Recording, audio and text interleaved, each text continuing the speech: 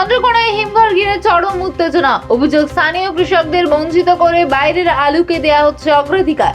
ঘন্টার পর ঘন্টা লাইনে দাঁড়িয়েও সুযোগ মিলছে না চাষিদের, আর ট্রাকে করে আসা আলু ঢুকছে সরাসরি স্টোরে।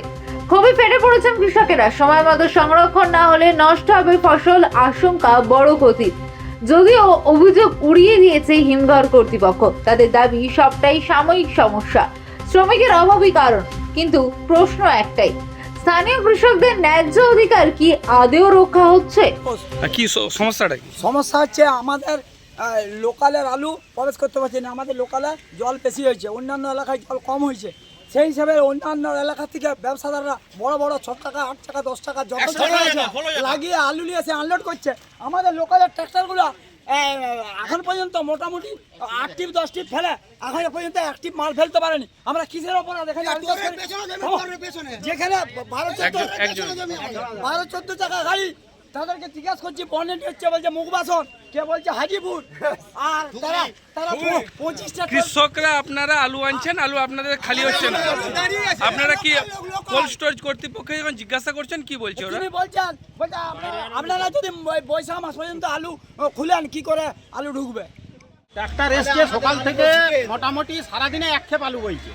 আর বড় বড় ব্যবসাদাররা তারা কি করেছে, মানে 16 চাকা 18 চাকার গাড়ি করে কোথাও সে হুগলি থেকে 50 টাকা বস্তা আলু পেয়েছে। এবছরের বাজারে সেই আলু নিয়েছে, মানে পুরো ভিতর জাম করে দিয়েছে। হ্যাঁ, রাতটা সব ঢুকে নিয়েছে, নিয়ে সেই আলু খালি করতে এখনো পারেনি। আমাদের আলু রয়ে যাচ্ছে, আবার ঝড় বৃষ্টি, তাহলে আলুগুলো আমাদের মাঠের আলুগুলো খালি হবে কি?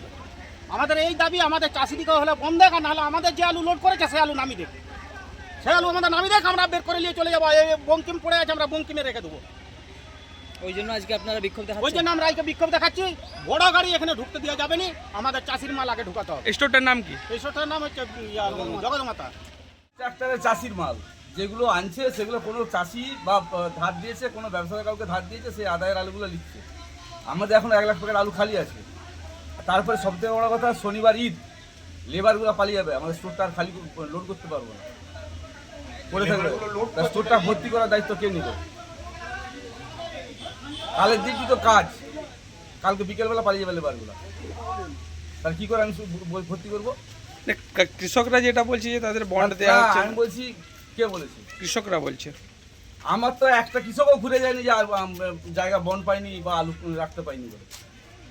আমার তো এখন জায়গা খালি আছে।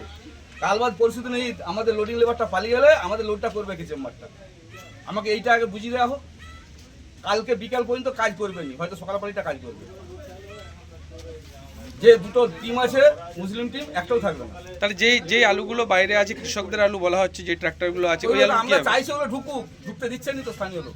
সকলে তো কি চাষির মাল, প্রত্যেকটা বলুন না চাষির মাল। বলছে তো হুগলি থেকে যে প্রচুর আলু আসছে।